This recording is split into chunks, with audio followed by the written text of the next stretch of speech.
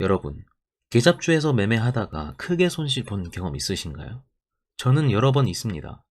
유상증자나 전환사채로 시간외에서 한가도 맞아보고 심지어는 횡령 배임으로 인해서 거래 정지를 당한 적도 있어요. 그것도 장중에 말이죠. 저는 그렇게 당하고 나서 이 계잡주에게 당하지 않는 방법에 대해서 공부를 굉장히 많이 했거든요. 오늘은 여기에 대해서 제가 이야기를 해보겠습니다.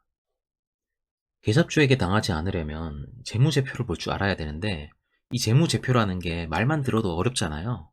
그런데 계잡주를 구분하는 데는 몇 가지 포인트만 알면 되거든요. 오늘 그 노하우를 제가 알려드릴게요.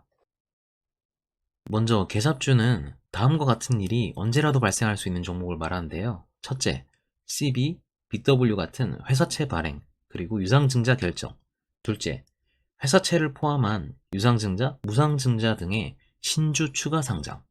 그리고 셋째, 정기보고서의 감사인 의견 미달, 자본 잠식, 4년 연속 영업 손실 등 이런 내용들이 있고, 다음으로는 정기보고서 제출 지연 또는 미제출, 그리고 마지막으로 무시무시한 횡령 배임으로 인한 거래 정지, 이런 것들이 일어나는 게 바로 계잡주라고 얘기를 합니다. 자, 본론으로 바로 들어가겠습니다. 계잡주 구분하기 첫 번째 방법. 공시 내역과 뉴스를 검색합니다. 공시 목록에 횡령, 배임, 불성실 공시 같은 나쁜 내용들이 있는지 살펴보고요. 만약에 공시에 이런 게 없다면은 뉴스에 횡령이나 배임 이런 것들이 있을 수 있으니까 검색을 해봅니다. 그래서 검색을 했을 때 이런 것들이 나오면 절대 매매를 하지 않거나 매매를 하더라도 오버나잇을 하지 않는 게 좋습니다. 두 번째는 정기 보고서와 감사 보고서를 제출했는지 체크하고 그 감사 의견을 확인해야 됩니다. 특히 요즘 같은 3월 상패 시즌에는 사업 보고서와 감사 보고서를 제출했는지 반드시 확인을 하고 매매를 해야 됩니다. 만약에 제출하지 않았다면 매매하지 않는 것이 가장 안전하고 굳이 매매를 해야겠다고 하면 상당한 주의가 따릅니다. 세 번째는 매출액입니다. 전체 매출액이 급락했거나 특히 주력 사업 또는 주력 상품에 대한 매출이 급감했다면 매우 조심해야 됩니다.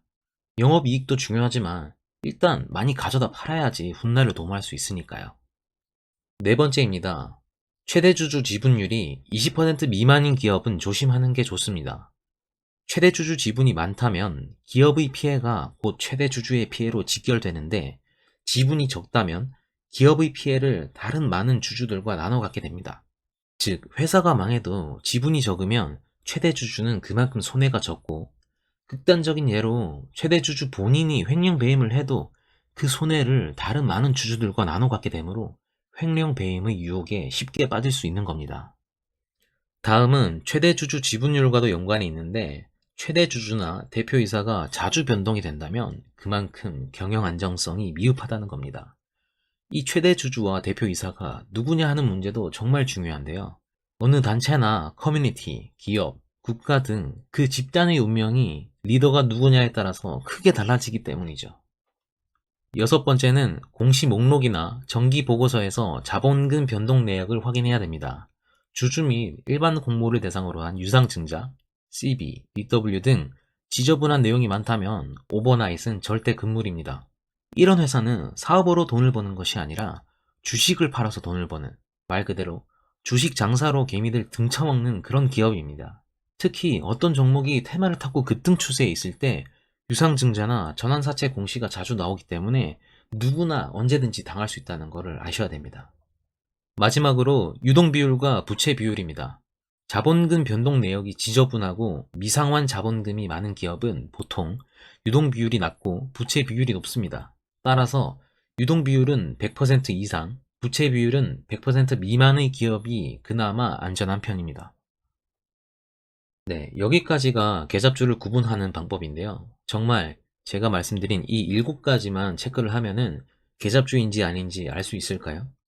여러분, 최근에 버킷 스튜디오라는 종목이 횡령 배임 사실이 확인되면서 거래 정지를 당했잖아요. 이 종목에 대해서 제가 말씀드린 그 7가지를 한번 체크를 해보세요. 그러면은, 아, 이 종목은 조심했었어야 되는구나, 라는 걸 알게 될 겁니다. 오늘의 이야기는 여기까지고요. 조금 더 자세한 이야기를 담고 싶었지만 영상이라서 한계가 있더라고요. 그래서 그 자세한 이야기는 제가 게시물 형태로 작성을 해서 아래 댓글에다가 링크를 달아놨으니까 원하시는 분들께서는 확인하시면 됩니다. 그럼 저는 여기까지고요. 다음 영상에서 다시 인사드리겠습니다. 감사합니다.